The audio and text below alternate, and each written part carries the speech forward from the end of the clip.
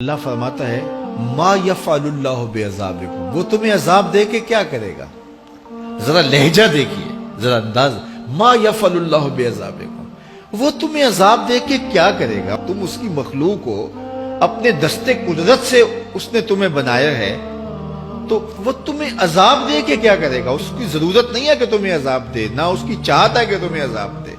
کوئی خود چھلانگے لگائے تو اس کی مرضی۔ فرمایا کہ ما یفعلُ بعذابکم، وہ تمہیں عذاب دے کے کیا کرے گا؟ ان شکرتم وآمنتم، اگر تم شکر ادا کرو اور ایمان لاؤ تو وہ تو قدردان ہے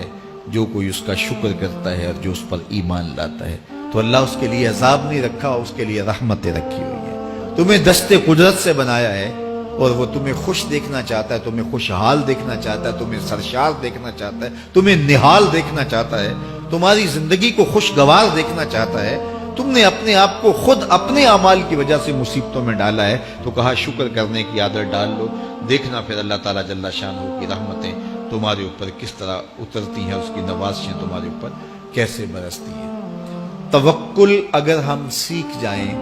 تو توکل ایک ایسی دولت ہے کہ جو خوشحال زندگی کی ضمانت بنتی ہے۔ جب ہم اللہ پر توکل نہیں کرتے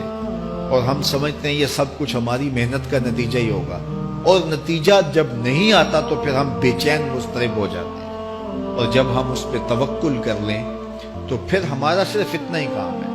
کہ میاں ہم یہ کام کر رہے ہیں، بس یہ حکم، ہم بیج بو رہے ہیں، بس یہ حکم ہے اور بو رہے ہیں، باقی اس پہ بھروسہ ہے، یہ کام اس کا ہے کہ اس نے اس کو اگانا ہے، اس کے اوپر پھل لگانے ہیں۔ تو جب اس پہ توکل ہو جائے تو بندہ سوکھا رہتا ہے، ورنہ بندہ مشکل میں مبتلا ہو جاتا ہے۔ بسا اوقات ایسا ہوتا ہے کہ بندہ ایک منصوبہ تیار کرتا ہے، اس کا عملی نتیجہ اس کو سامنے نظر آ رہا ہوتا ہے، لیکن نتیجہ بالکل الٹ جاتا ہے۔ سید علی المرتضیٰ فرماتے ہیں میں نے اپنے ارادوں کی شکست سے ہی اپنے رب کو پہچانا ہے، کہ میں ایک منصوبہ تراشتا ہوں کہ یہ اور یوں ہوگا اور وہ ہونا چاہیے، لیکن نتیجہ وہ نہیں آتا، تو کوئی طاقت ہے اس کا جو نتیجہ بدل دیتی ہے۔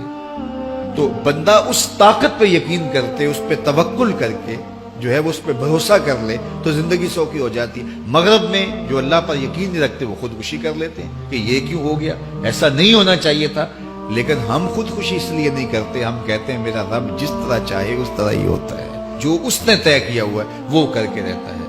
اس لیے تم اس پہ توکل کر لو اور اس پہ بھروسہ کرو۔ حضور علیہ الصلوۃ والسلام نے فرمایا لو انکم توکلون علی اللہ حق توکلہ، اللہ پر توکل کرنے کا جو حق ہے اگر تم وہ ادا کر دے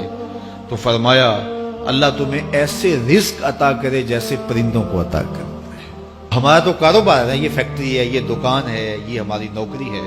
ہم نے یہاں سے کمائی کرنی ہے۔ پرندوں کا کوئی کاروبار نہیں ہوتا، کوئی نوکری نہیں ہوتی، کوئی ٹھیا، کوئی اڈا نہیں ہوتا جہاں جا کے انہوں نے رزق کے لیے کوئی آغاز کرنا ہوتا ہے،